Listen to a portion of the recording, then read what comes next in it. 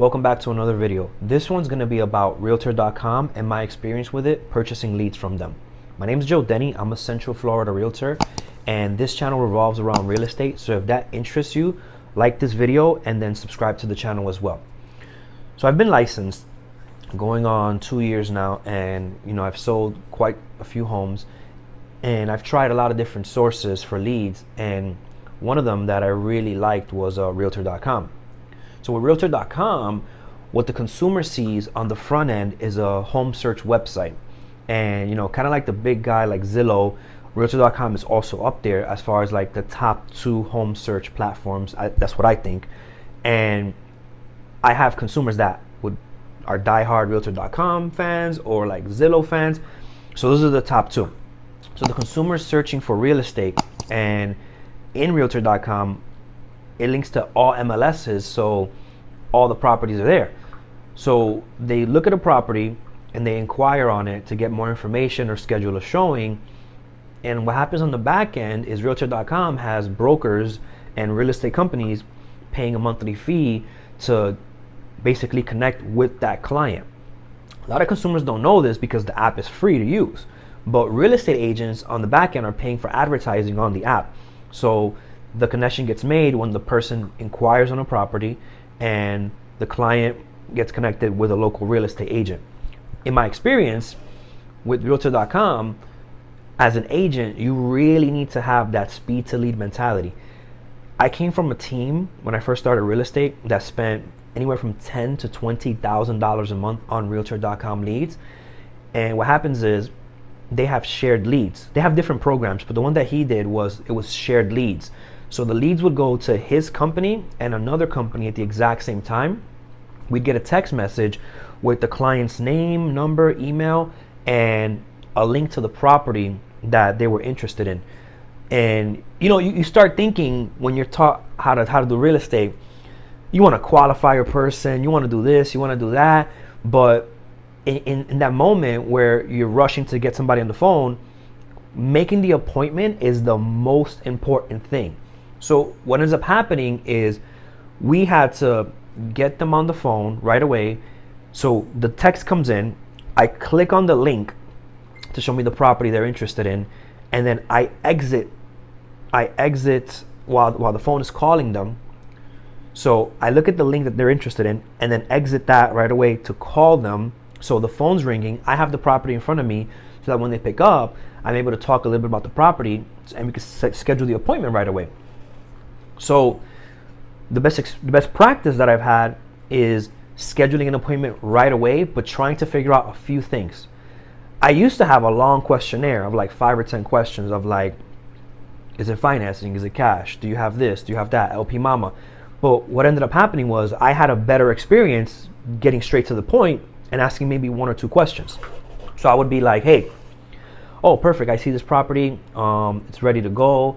While I'm pulling up the showing instructions, tell me more about your home search. That pretty much leaves it open for them to answer however they want. And they'll tell you different things like I've been searching for a while, or I have a realtor, or I have that. And if they don't tell you if they have a realtor, I flat out ask them, hey, just so I don't step on any toes, is there an agent you're working with that I can send these showing instructions to, or do you not have an agent?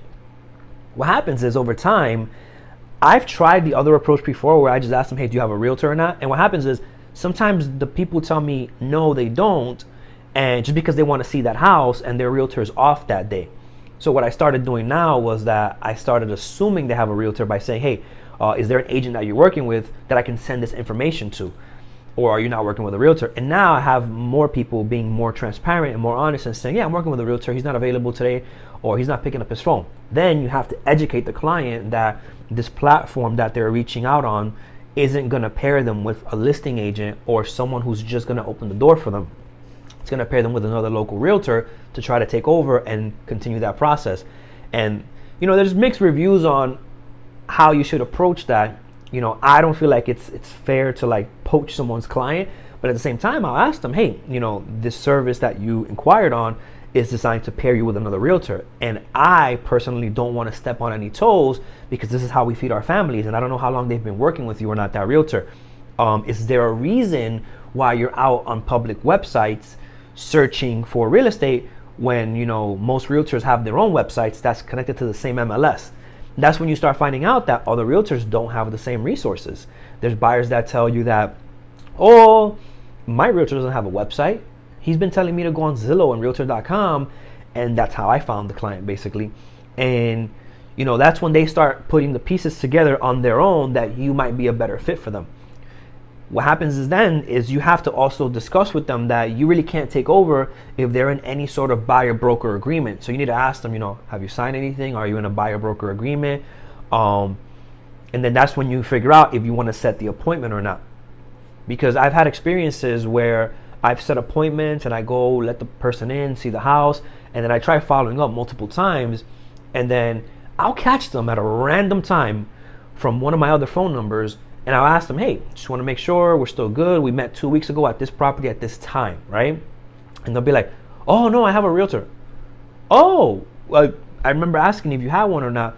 So you basically have to have tough skin when it comes to these internet leads, because, you know, a lot of them will waste your time, but there are some good ones out there. In my experience, you know, what I recommend if you're going to sign up for any internet lead source is try to always have your phone with 100% battery, because you don't know when throughout the day that lead's going to come in, and you could be out and about, and if you have like a low battery, you could get cut off in the middle of a conversation, or you could lose leads. With Realtor.com, my experience was you get that text message, and if your phone is off, it doesn't matter. You're going to get that message when your phone turns back on, but you've already lost that opportunity because somebody else already set the appointment. So I recommend getting like a backup battery case.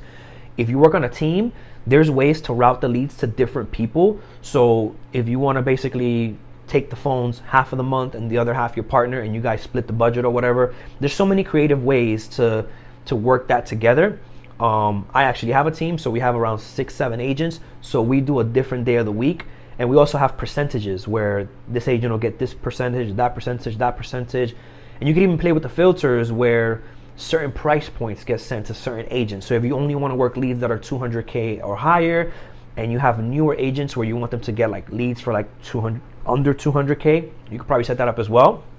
With Realtor.com, I remember some of their incentives were that if you pay cash, you get a 10% discount.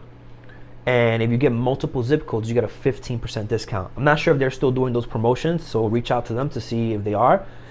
And also, Realtor.com is a pretty popular platform, so it syncs with most CRMs. So we would have the leads come in, and I would get the text message, and at the same time, it would sync to my CRM. So drop a comment below if you have what your experience has been with Realtor.com. Also, drop a comment to talk about any other lead generation platforms that you've tried that maybe I haven't heard of, so I can make a video on it as well and I could try it out. That's it for this one. I'll see you in the next video.